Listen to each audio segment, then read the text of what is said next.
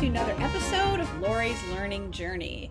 Today we ask the question, why did the two banks fight over documentation? So here's the scenario. I was involved in a bank merger. Bank number one was started by people who were too conservative for the Puritans. They literally got kicked out of Plymouth Rock because they were too hardcore, moved to North Carolina. Bank number two was started by a bunch of former rebels, and they're like, woohoo, we're going to do things differently. And they're in Atlanta. And the two banks merge. And then they start fighting over documentation. What could be going on? Well, it turns out bank number one, the very conservative, very upright, forthright, honest bank started by people too conservative for the Puritans, they write everything down because it's a measure of how honest they are and how transparent they are, that they document everything so you know they're being honest. Well, bank number two, they only write things down when you're trying to get someone else in trouble, because the rest of the time you like, good enough, handshake, we go. So when bank number one starts writing everything down, bank number two thinks you're trying to get me in trouble. And when bank number two doesn't write everything down, bank number one thinks, what are you hiding? You're being dishonest.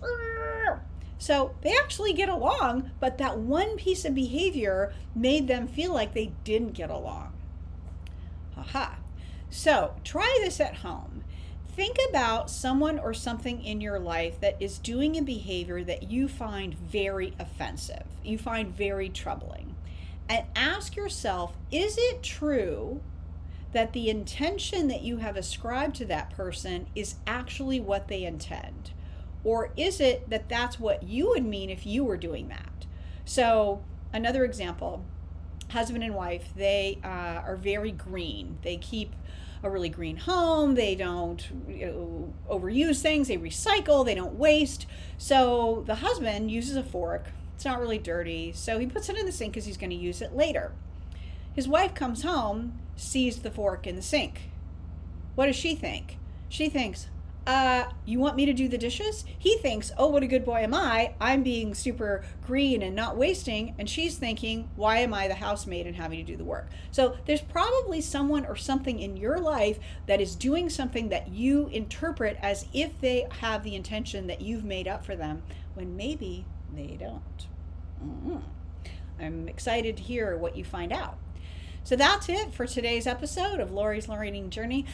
Thank you so much for joining me. I really, really appreciate it. I hope you're getting some out of this. I hope you like it. Write me, let me know what you think, and I'll see you soon. Talk to you next time.